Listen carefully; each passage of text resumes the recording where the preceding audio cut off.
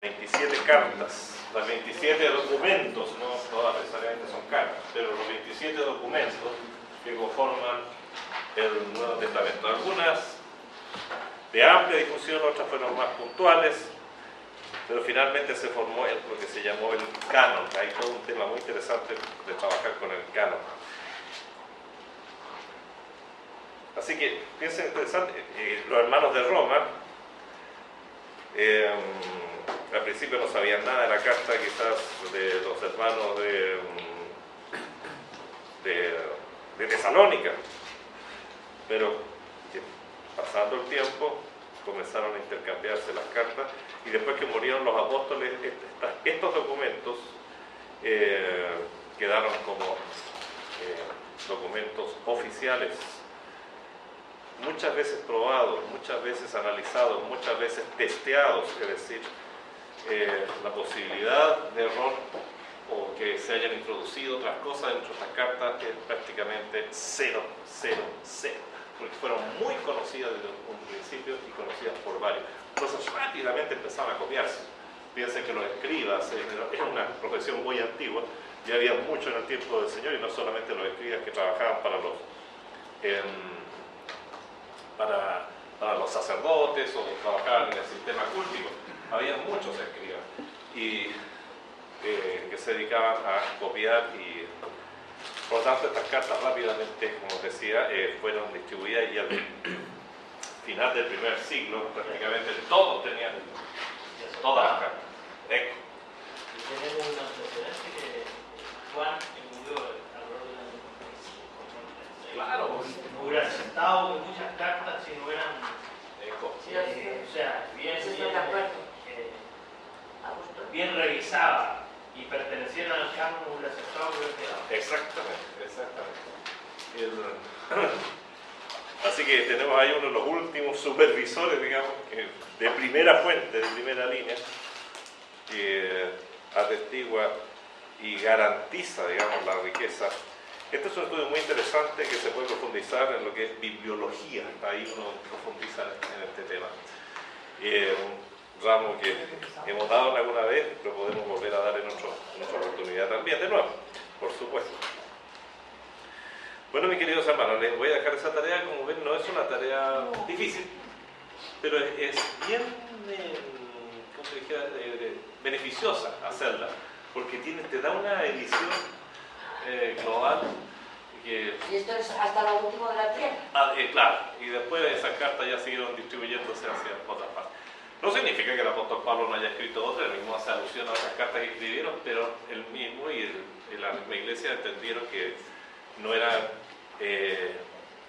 tenían un carácter inspirado.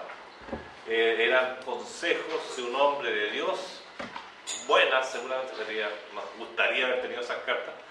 No obstante, pensamos que muchas de esas cartas lo más probable es que tenían lo mismo que tenían las otras, porque aquí tenemos todo lo que el Señor quiso que tuviéramos y que llegara hasta nosotros. Así que basta y sobra. Que Juan fue el último que escribió. Claro. Todos, los escritos fueron los últimos. Sí. Juan dice también que el Señor hizo muchas cosas que no están escritas. Muchas. Fuerte que sencillamente no cabrían todo lo que escribió. Entonces el Señor dejó lo que quería aquí. Pero es Nosotros tuviéramos nada. Eso. Y lo interesante es que Juan, que dice eso, justamente el Evangelio de Juan agrega una serie de cosas que no están en los otros, o sea, que nos demuestra que realmente hay mucho más.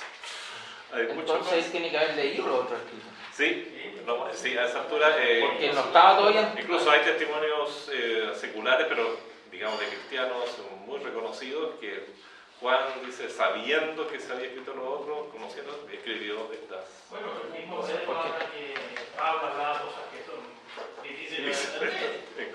Yo creo que lo había escuchado solamente y creo que lo leyó también. Sí, sin duda. No, es fascinante. Bien. Porque de Juan no habla de viajes, que hizo viajes, misioneros, algo. Ninguna parte. Mira, Juan sí, hizo casi su ministerio gran parte alrededor de Éfeso. Y el sector allí, influenciado de alguna manera Asia en general, o sea, de ahí que es Esmirna, que Pérgamo, la Odisea, todas esas iglesias fueron seguramente formadas o visitadas por lo menos por Juan, forma constante, de hecho, por eso que él escribe con tanta familiaridad. Creo que no nos indica, sí. Sin embargo, en Éfeso, claro, su ministerio se reparte de Éfeso. Y eso es interesante porque Éfeso es una ciudad fundamental, es una ciudad capital. Entonces, la estrategia que usó el Espíritu Santo fue llegar a las ciudades capitales y de ahí se expandió. Obviamente Timoteo también trabajó mucho en Éfeso y era muy conocido en todo el sector. Bueno, queridos hermanos, vamos a aprovechar también este tiempo, ya no vamos a tener la disertación por problemas de salud del hermano, pero no vamos a desaprovechar el que estemos aquí. No, Sí. el otro miércoles a Pablo. El otro miércoles a Pablo. No, ¿Ah? la Soraya. ¿Sí? Sí. Es lo que está diciendo la pero es con la Pablo. ¿Y si sigue enfermo? ¿Y si se recae? Se sacó un cero. Bueno, queridos hermanos, quisiera aprovechar esta oportunidad, estos tiempos, que hay que aprovecharlos sí o sí, para tratar de un tema que tiene que ver con todo lo que estamos viendo. Si ustedes se fijan, el 100% de las cartas o de los escritos y los escritos que conforman el Nuevo Testamento son escritos estando ya la iglesia constituida. Son escritos, por lo tanto, relacionados con la iglesia y a la iglesia, para la iglesia. Entonces hay una serie de cosas interesantes que corresponden a la iglesia y que quizás algunas de ellas puedan ser, que podamos aclarar algunas dudas, especialmente relacionadas con el gobierno de las iglesias. Hemos dicho en otras oportunidades, y a veces ustedes me corrigen porque uno lo dice a veces en la reunión de oración, por ejemplo, dice, pues si lo dijimos, no, lo dije en la reunión de oración, no. Pero una de las cosas importantes, recuerden que hemos comentado, es recordar y afirmar y confirmar que la iglesia fue un misterio en el Antiguo Testamento. Por lo tanto, la iglesia nace en el Nuevo Testamento. Nuestro Señor Jesucristo, en 2 oportunidades al menos, hace una alusión a algo que viene, algo grande, y eso sí lo hemos visto en la reunión de oración por el hecho de que estamos estudiando Juan. En una oportunidad el Señor habla de que tiene unas ovejas que son de otro redil, que va a traer y va a formar un solo gran rebaño y habrá un pastor, un rebaño y un pastor, ya no dos. En Mateo 16:18 le dice a Pedro, y sobre esta roca edificaré mi iglesia. También hay una alusión bien directa a algo que viene, pero que obviamente ellos no entendieron nada. Les costó muchísimo, especialmente aceptar esas ovejas del otro redil que ahora se juntaban para formar un gran redil que es la iglesia. Les costó mucho. Y bueno, especialmente si uno lee Efesios capítulo 3, del 1 al 9 y otras porciones pertinentes, descubre que esta iglesia era un misterio en el Antiguo Testamento, un total misterio. Por eso no estamos de acuerdo con aquellos que afirman que la iglesia viene desde el Antiguo Testamento, que es la teología reformada. ¿Cómo dijo? La teología reformada afirma que la iglesia viene y que ha ido pasando por diferentes etapas, pero ha sido siempre la iglesia, no que se forma como algo único o si no, no sería misterio para empezar. Así que no vamos a entrar en mucho detalle en esto, pero la iglesia está bien caracterizada a partir de Pentecostés. De partida, para que se formara la iglesia se necesitaba un nuevo pacto. De hecho, es algo que lo hace imposible en el Antiguo Testamento. Se necesitaba un nuevo pacto. Y es muy significativo, y lo afirmaremos una y otra vez, que la iglesia fue formada en Pentecostés.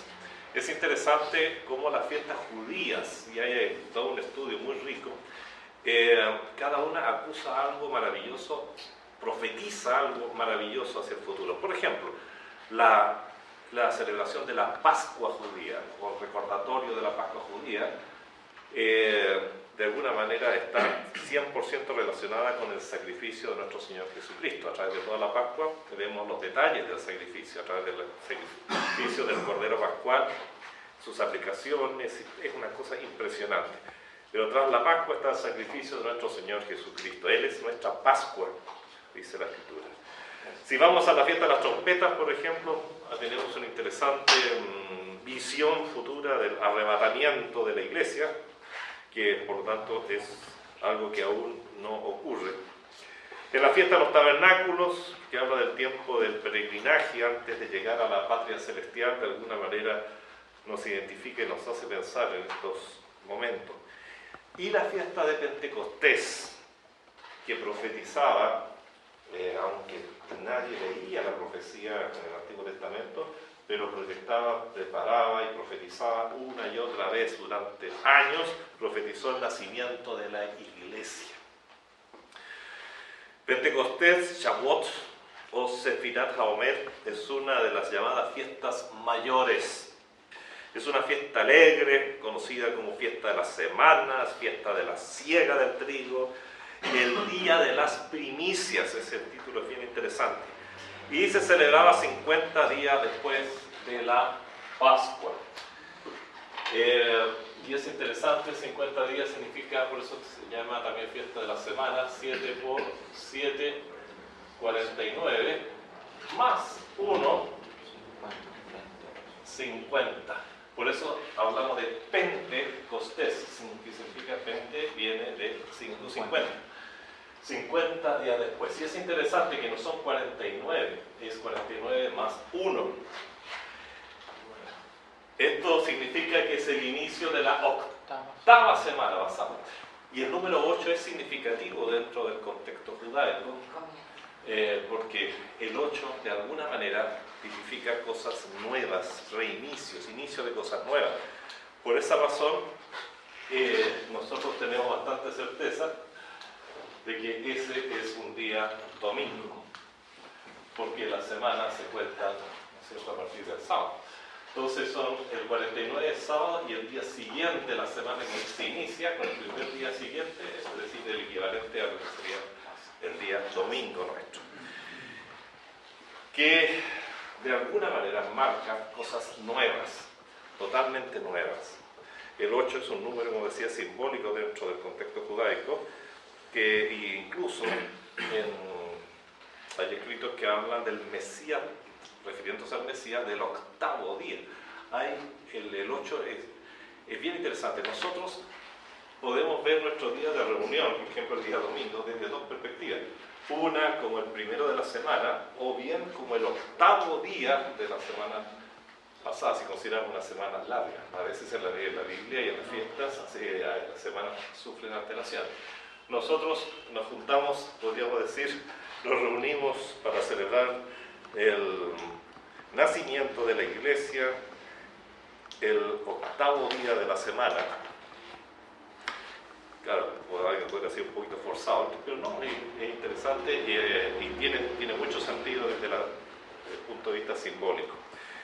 Nuestro Señor Jesucristo resucitó también el primer día. Todo lo nuevo comienza ahora el domingo, no el sábado. Y es así como el Señor preparó este Pentecostés con mucha anticipación, sin que las personas se dieran cuenta cabal de lo que estaban celebrando en cada Pentecostés. Estaban preparando el advenimiento de la Eclesia.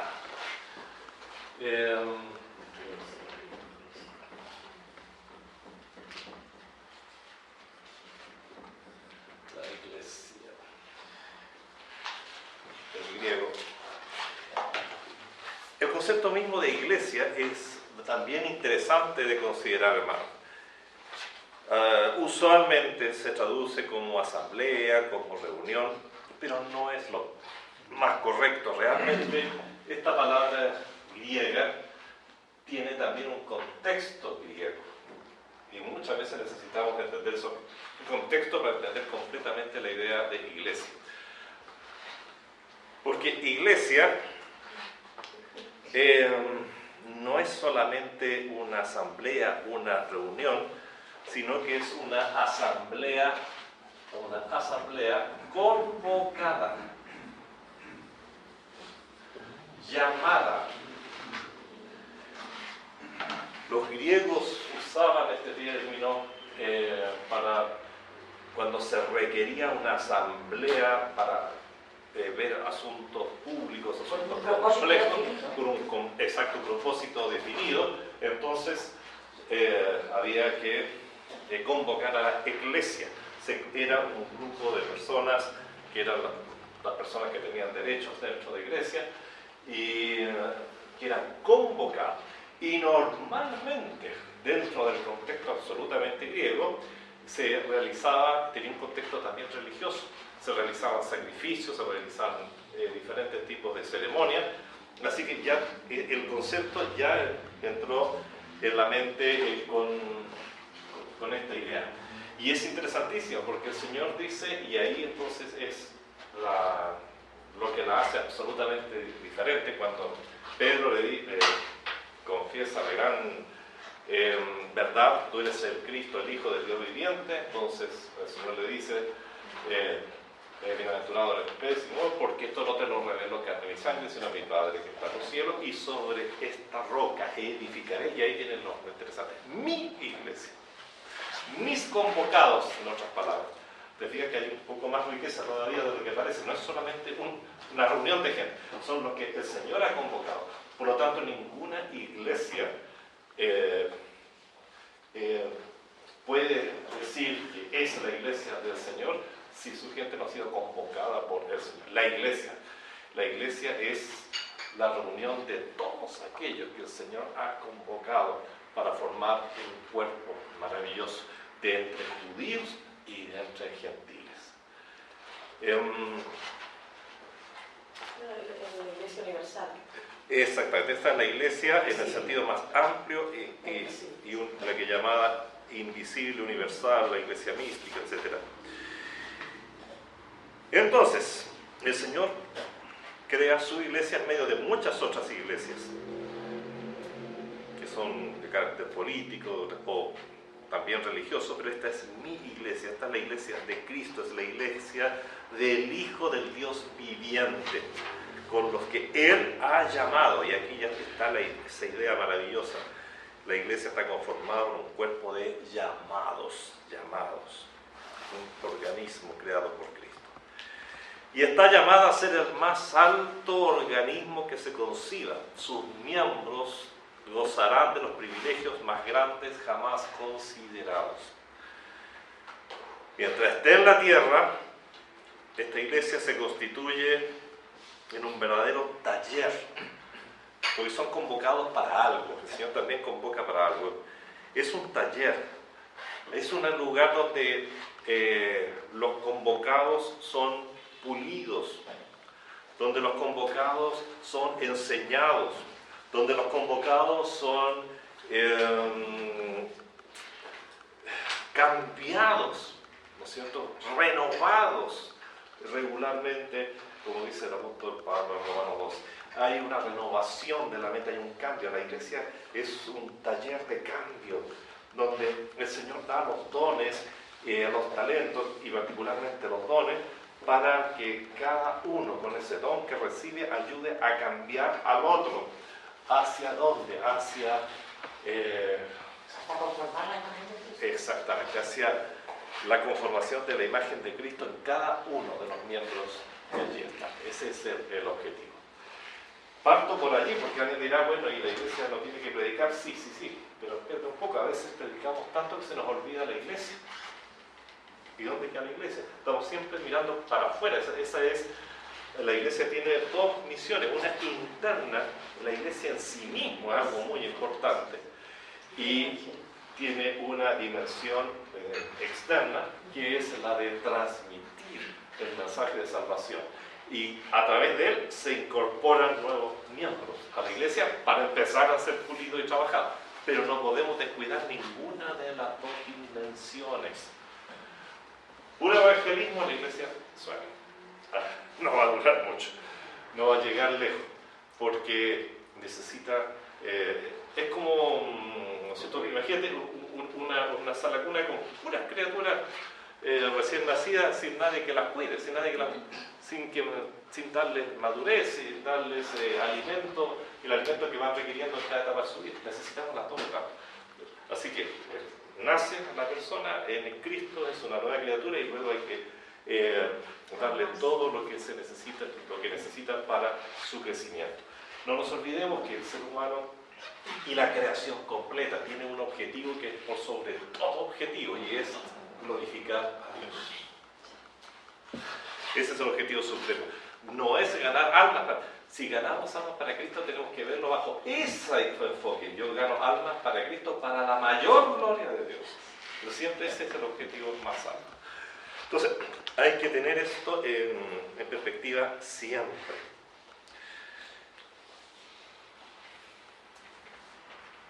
Muy bien.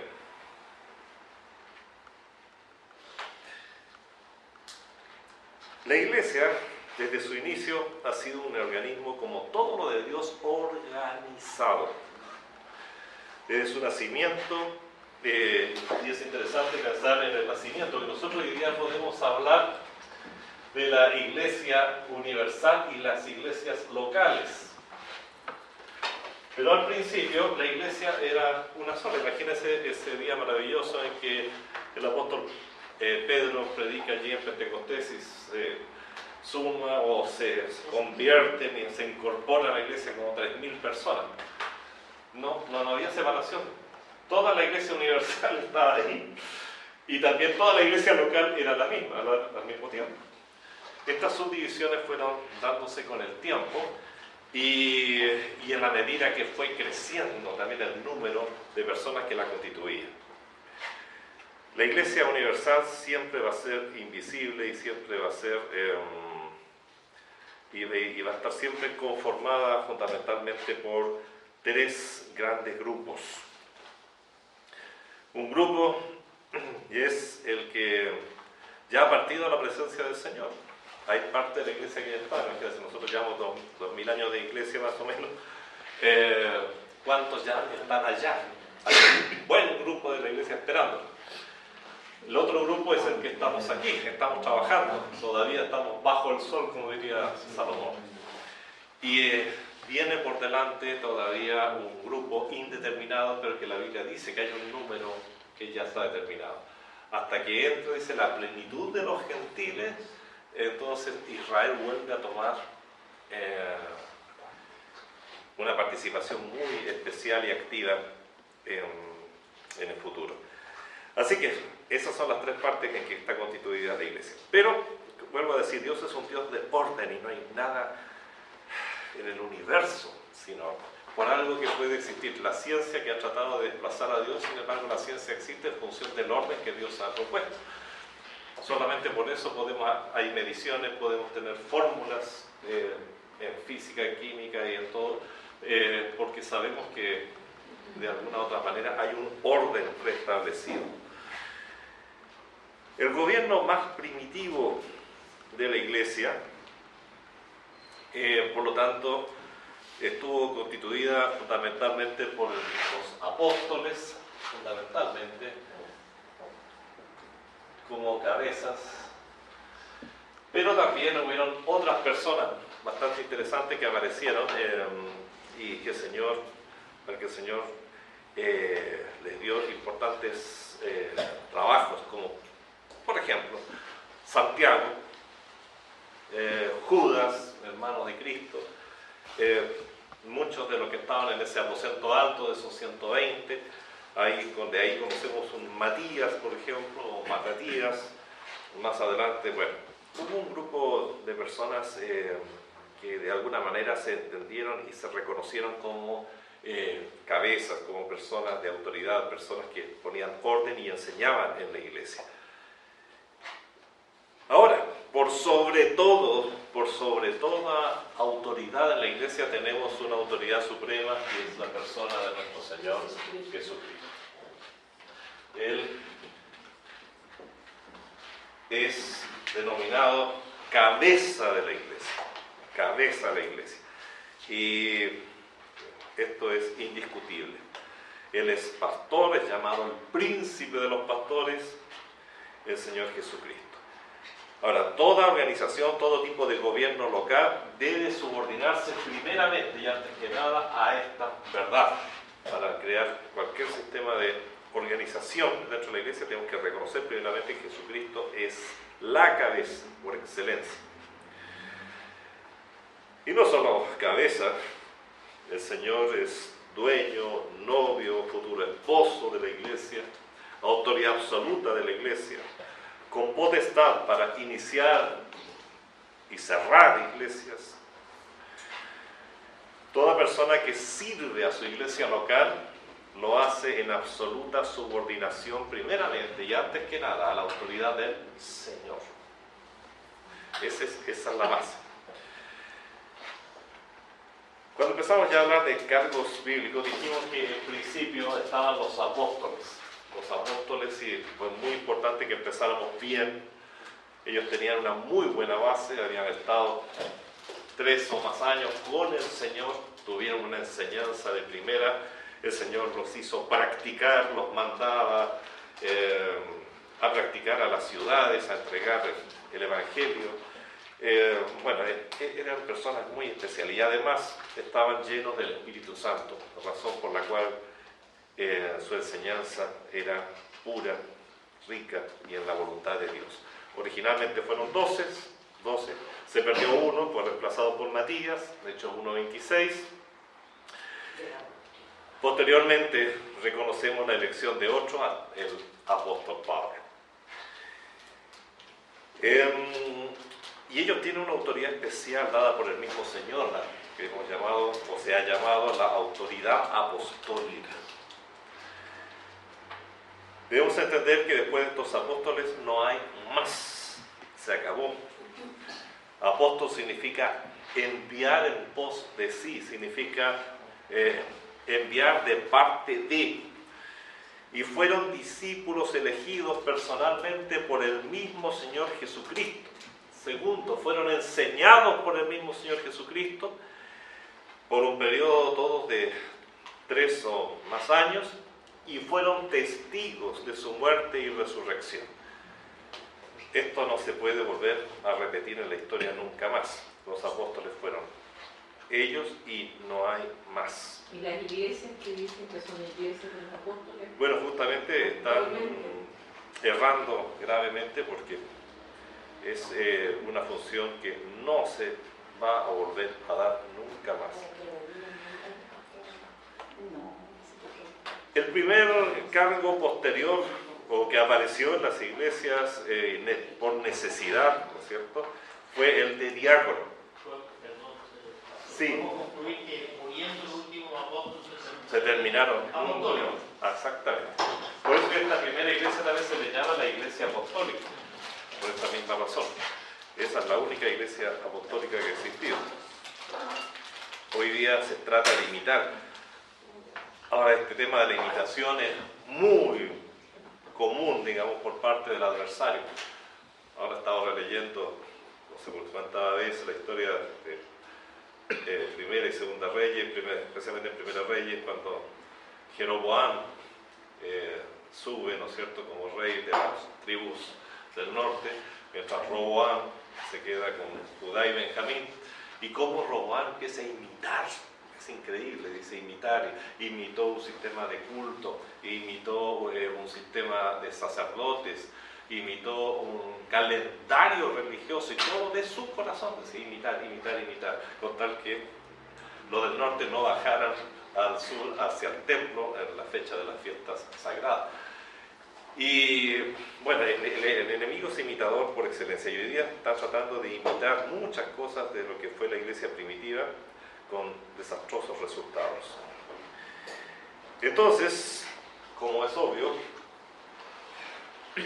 10.000, quizás cuantos miles más alcanzó a tener esa iglesia que hemos llamado iglesia primitiva, esa iglesia apostólica, y 12 hombres no podían administrar.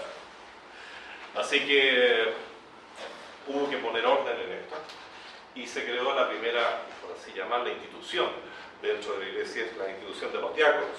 Aun cuando en Hechos, y eso llama la atención, no se les llama diáconos, pero evidentemente que son los primeros diáconos. En Hechos 6, 1 al 6, se nos dice que se eligieron 7 varones para que administrasen los asuntos domésticos de la numerosa iglesia que se encontraba en Jerusalén. Las características eran que tuvieran buen testimonio, que fueran llenos del Espíritu Santo y que fueran sabios. Bueno, es interesante y maravilloso cómo el Señor elige a 7 personas que se iban a dedicar a la administración de las mesas. Esto significa, no es que ellos iban a servir la mesa y decir que un poquito más pan, o sea, como meseros, no.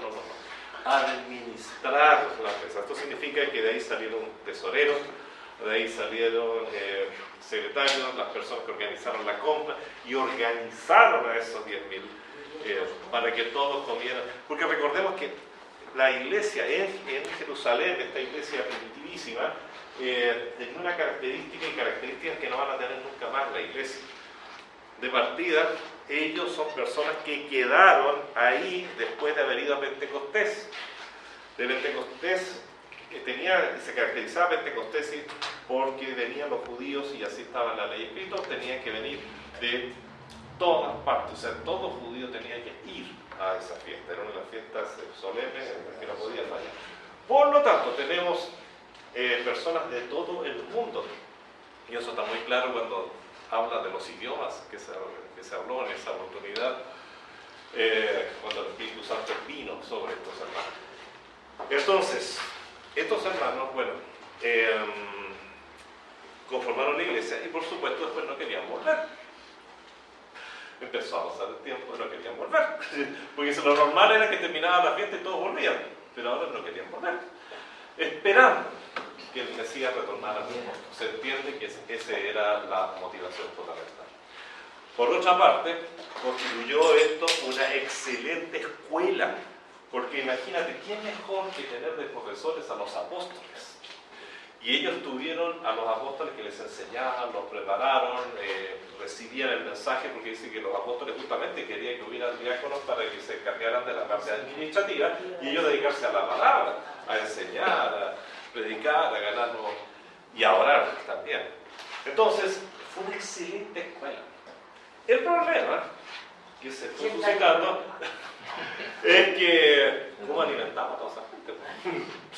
Entonces los hermanos, muchos de ellos comenzaron a vender sus propiedades, comenzaron a vender lo que en el fondo el Señor nunca pidió, pero lo hicieron para que todos pudieran comer.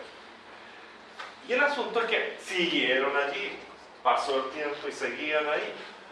La misión, y recordemos de Hechos 1:8, me seréis testigos en Jerusalén, en Judea, en Samaria y hasta lo último de la tierra. Pero ellos seguían ahí.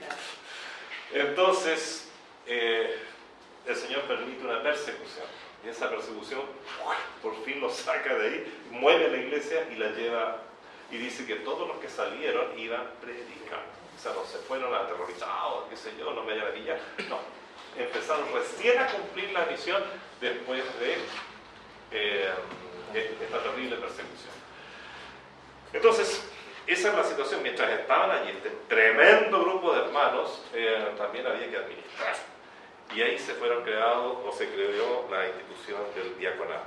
Posteriormente, el apóstol Pablo vuelve a tomar el tema en la primera carta a Timoteo, y especialmente en el capítulo 3, entre los versos 8 al 13, y agrega mucho más detalles con relación a la selección de los diáconos en las iglesias locales, que ahora sí se crearon. Ahora sí se crearon, porque en todo lugar, bueno, la iglesia se subdividió. Esta iglesia que estaba totalmente concentrada y se subdividió, hubieron muchas iglesias locales, y el apóstol ordena esta institución con mucho cuidado, porque se puede malinterpretar, llamado de diáconos, el diaconado. Y encontramos, tanto por evidencia interna en la Biblia, Romanos 16:1 por ejemplo, como por la historia de la iglesia primitiva, que las mujeres también participaban en este ministerio. Referente, ahora no voy a entrar en detalle a las características del diácono, porque también sería muy largo. Pero quiero decirles una cosa, realmente la palabra diácono se puede traducir por igual por ministro. Por eso se habla, y hoy día se está poniendo un poco de moda el término de ministrar. Sería como decir diaconar, o diaconizar, servir, es lo mismo. Pablo, cuando hace referencia a sí mismo, dice que él es ministro, pero la palabra griega es diácono. Pablo se autodefine como un diácono. Efesios 3:7, del cual fui hecho ministro, realmente dice del cual fui hecho diácono. O Colosenses 1:23, del cual yo, Pablo, fui hecho ministro de nuevo. La palabra es diácono, y así, en varias oportunidades. Entonces, es interesante que vuelvo a utilizar con cuidado la palabra, por decirlo así, la institución del diaconado se instala incluso antes que el pastorado, porque el pastorado original fue de los apóstoles, que eran los pastores en ese momento. Así que ahora había que hablar de los ancianos. La palabra anciano viene de la palabra griega presbítero.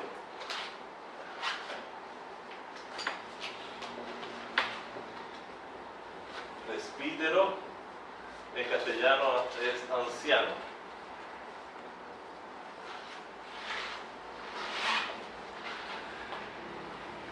Y el anciano o presbítero es conocido con 3 nombres, dependiendo de qué función se encuentra ejerciendo, o para poder analizar o poder considerar diferentes cargos o funciones que él debía realizar. Anciano o presbítero nos habla fundamentalmente de su dignidad. El anciano era muy respetado.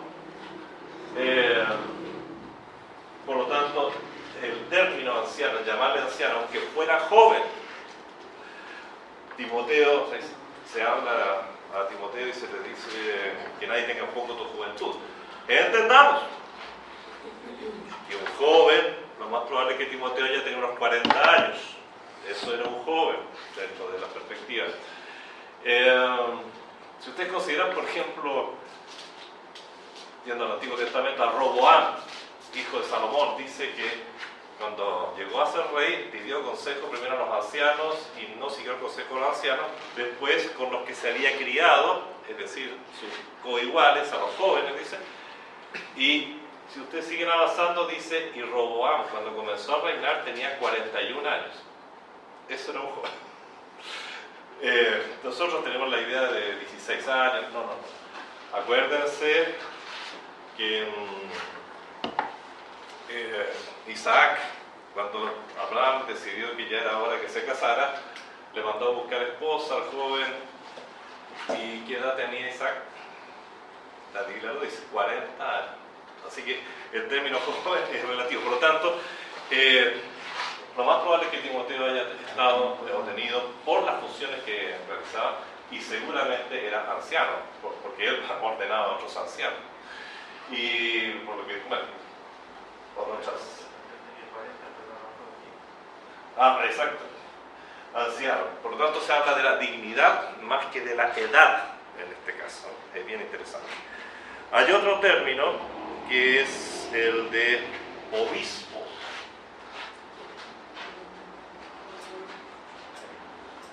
O episcopo. Realmente, episcopo es el término griego y obispo sería el término traducido. Realmente es el mismo cargo. Obispo significa fundamentalmente supervisor.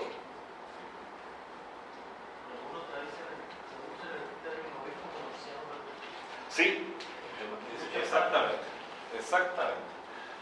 Así que cuando se refieren al pastor como presbítero o como anciano, están hablando de su dignidad. Cuando se refieren a él como obispo, es por su calidad de supervisor, que es una función que tiene que realizar todo pastor. O vigilar el rebaño. Es algo que es una tarea que Pedro, el presidente, pone mucho énfasis. Por ejemplo, para referirse a los presbíteros o ancianos, Pablo usa muchas veces el término obispo, indistintamente.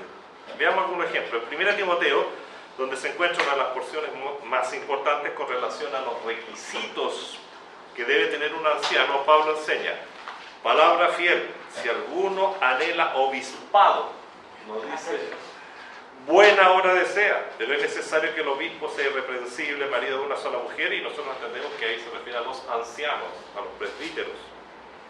Sin embargo, usa el término obispo. En Tito 1, 5 a 9, notamos que el término es equivalente. Dice, por esta causa te dejé en Creta, para que corrigieses lo deficiente y establecieses ancianos, o sea, presbíteros, en cada ciudad, así como yo te mandé. El que fuera irreprensible, marido de una sola mujer, tenga hijos creyentes, que no tenga acusado de dissolución y de rebeldía, porque es necesario que el obispo, estamos hablando de anciano o de obispo, ¿te fijas cómo lo usan distintamente? O sea, y hay que usar porque el episcopo sea irreprensible como administrador. Incluso va a haber varios pastores. Después haber varios pastores en la iglesia. Sí, exacto. En Mileto, con motivo del discurso de despedida de Pablo, se dice en el verso 17-18 del capítulo 20, comillas, enviando pues desde Mileto a Éfeso, hizo llamar a los ancianos, es decir, los presbíteros de la iglesia. Cuando vinieron a él les dijo, me salto un poquitito, continuando con el discurso que no ha dejado de ser para los presbíteros, dice, por tanto mirad por vosotros y por todo el rebaño en que el Espíritu Santo os ha puesto por obispos. Y se lo dice a los ancianos, los presbíteros, es decir, por donde ha puesto por supervisores. Los ancianos, por lo tanto los presbíteros o ancianos, son también obispos o supervisores o episcopos.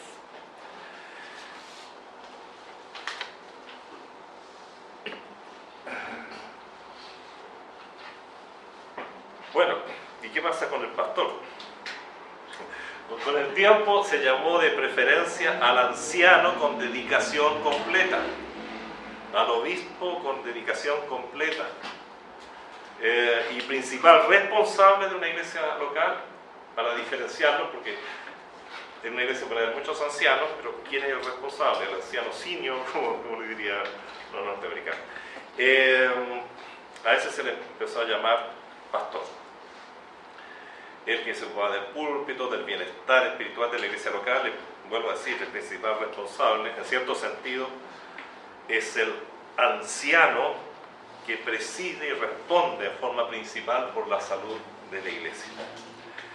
Y él o los ancianos que lo acompañan siguen siendo responsables, pero de cooperar con la labor del anciano principal.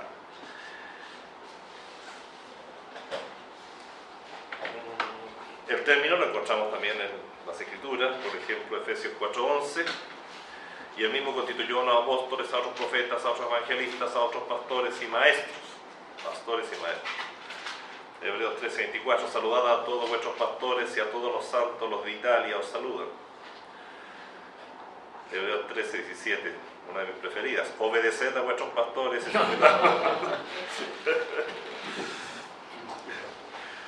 bueno. Lo maravilloso es que nuestro Señor Jesucristo también recibe el título de pastor. Y cuando aparezca el príncipe, o sea, el principal de todos los pastores, vosotros recibiréis la corona incorruptible de gloria. Sobre cómo apacentar es un tema que está muy claro en la Biblia. Pedro lo dice, ¿no es cierto?, cuidando la ley de la grey, considerando que es el rebaño del Señor y no tu rebaño. Eso, voluntariamente, con ánimo pronto. Voy a entrar a detallar cada uno de sus puntos porque sería un estudio muy largo. Siendo ejemplo de la grey. Sin enseñorearse. Exactamente.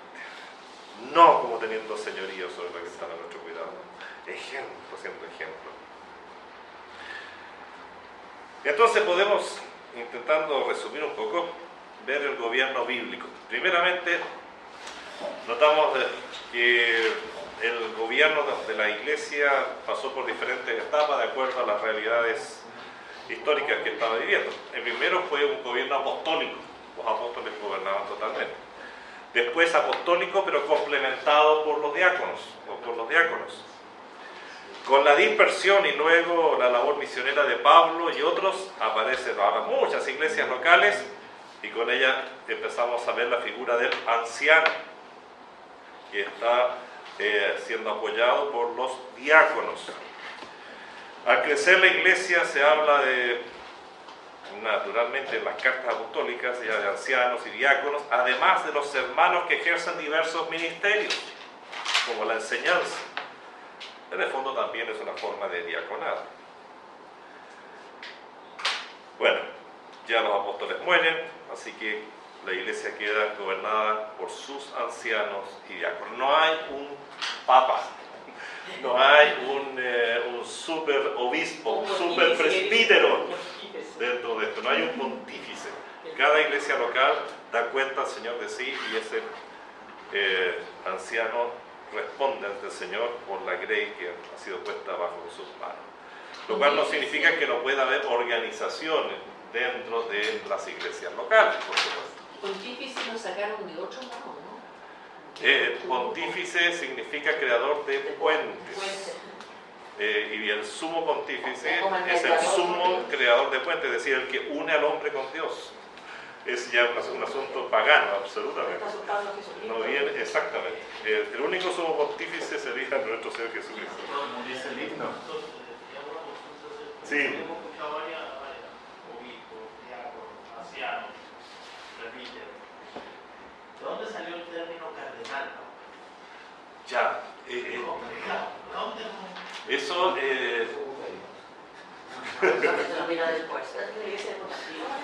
Eso ya viene de... ¿También es un término más? Sí, totalmente. Eso ya viene de la... Mira, vamos a ver un poquito lo que es la iglesia jerarquizada y ahí se puede entender de dónde vienen esas cosas. Lo vamos a ver al tiro. Bueno, justamente el problema se comienza para responder a Julio, se comienza a producir cuando entre comillas, se convierte el emperador romano después de muchas persecuciones que empezaron con Nerón fundamentalmente y fueron seguidas por varios otros césares. Pero finalmente apareció don Constantino en el horizonte y se supone que se hizo cristiano. Pero el problemita que sacó ahí fue peor, porque terminó la pureza cristiana, porque hasta ese entonces tú, si eras cristiano, estabas inmediatamente expuesto a la muerte, pero desde ese momento era conveniente ser cristiano, por lo contrario, porque el emperador era cristiano, exacto. Entonces, pensemos los obispos o los pastores, los presbíteros, que hasta ese entonces habían sido cargos sencillos, humildes. Ah, no, pero ese obispo está más cerca del emperador. Ah, no, pero yo me voy a hacer cristiano y rápidamente empezabas a adquirir cargos, a comprarlos y había adquiriendo poder y el término, y ahí empiezan a desfigurarse ya fuertemente los términos. Obispo se le llamó entonces al que supervisaba toda una región. Ya no era el pastor de la iglesia, ese término no lo podía usar el pastor, sino que era el pastor de pastores, por así decir, y que de alguna manera tenía un vínculo fuerte con el Estado. También hay otro concepto bien importante en esto del gobierno de las iglesias, que tiene que ser considerado aquí, y es el de los concilios.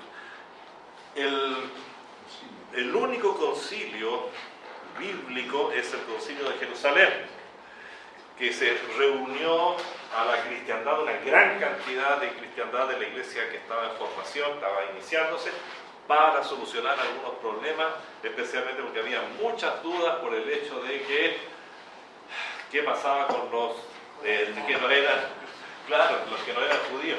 Había que hacerlos circuncidar, no había que hacerlos circuncidar, tenían que seguir elementos de la ley, no había. Bueno, es el único concilio legítimo donde están los apóstoles también. El primer concilio fuera de la, digamos, fuera del contexto bíblico, es el de Nicea I, que fue el año 325. Y se produjo producto de una tremenda problemática que estaba produciendo uno de los obispos que se llamaba Arrio. Arrio comenzó a decir que Jesucristo no era Dios, que Jesucristo había sido creado y que, bueno, es la base de los testigos de Jehová hasta el día de hoy. Ellos son arrianos, 100%. Romana, es la iglesia romana, fundada por Constantino, si de ahí sale la madre de las iglesias confundidas como la católica, por ejemplo. Claro, lo que hace Constantino ya se atribuye cosas que no debían ser atribuidas, y es de juntar, hacer un concilio en la iglesia para ver qué hacer con Arrio, si está o no está correcta su posición.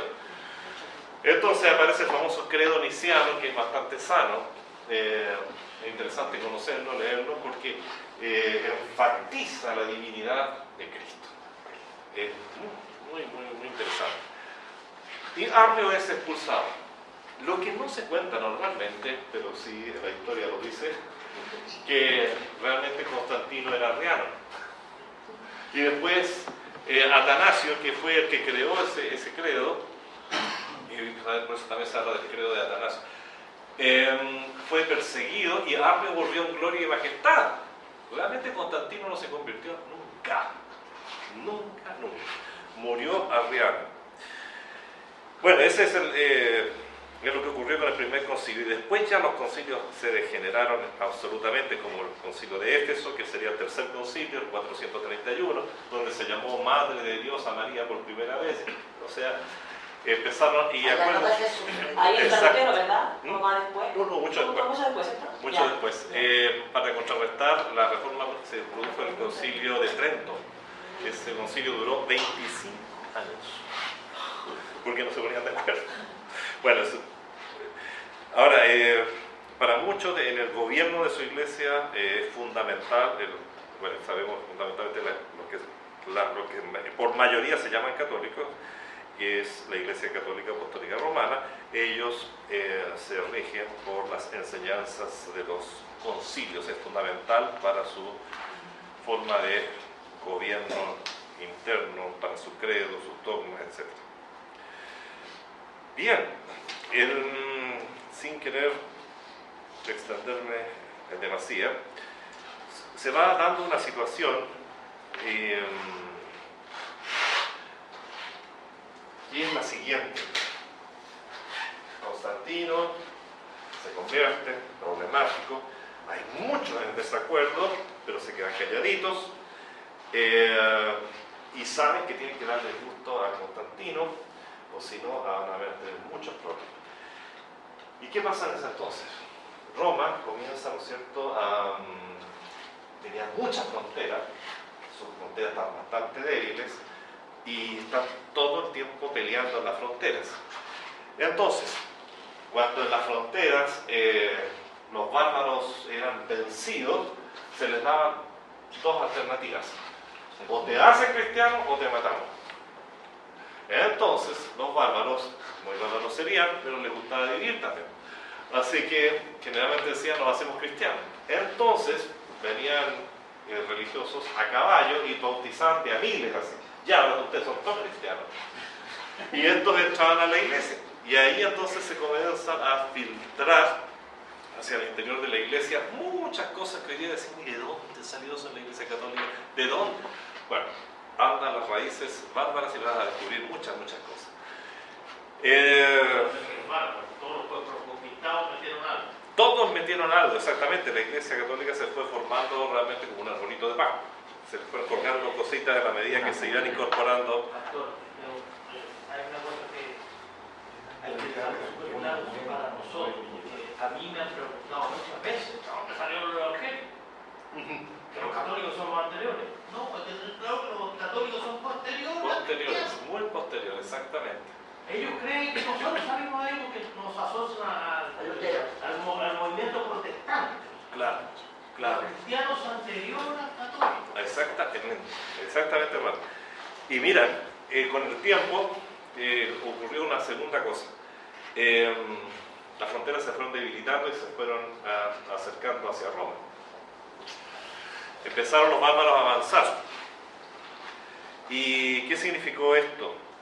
Que el sistema completo de romano comenzó a debilitarse, comenzó a desaparecer, los gobernantes y las casas reales comenzaron a claudicar, pero ¿quién permaneció firme hasta el final? La iglesia. La iglesia. Y de esa manera vamos viendo cómo el César fue reemplazado por el Papa. La máxima autoridad que quedaba era el obispo de Roma, que en ese momento, como era el obispo, estaba cerca. Hay muchos detalles en todo esto, ¿no? Piense usted que se creó a todo esto Constantinopla justamente para tratar de evitar problemas. Entonces estaban los obispos de allá, los obispos de acá, peleaban entre ellos. Bueno.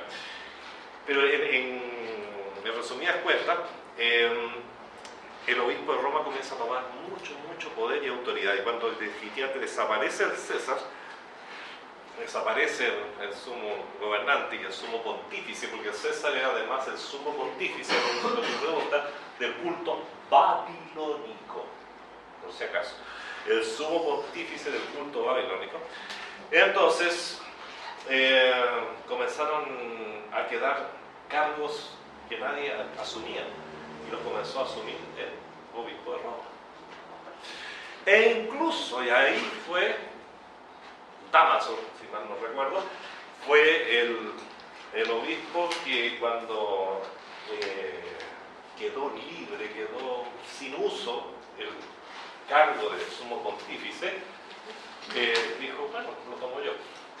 Y de ese momento fue la Iglesia de Roma la que pasó a ser en su representante el portador o la portadora del cargo de sumo pontífice. De ahí viene. Si no, es muy sencillo. Vean las monedas, en todas las monedas de los Césares, y ustedes lo pueden ver en la enciclopedia, en diferentes partes, en Google, vean que dice sumo o pontifex maximus. Ese era el título que tenía César. ¿Ya? Ese Porque pasó. también sé que ellos creen que eran como Dios. Pero claro que sí. Claro que sí. Y bueno, por eso y el a Constantino no se convenía en que Jesús era Dios. Exacto. Y por esa razón. Ese pensamiento real.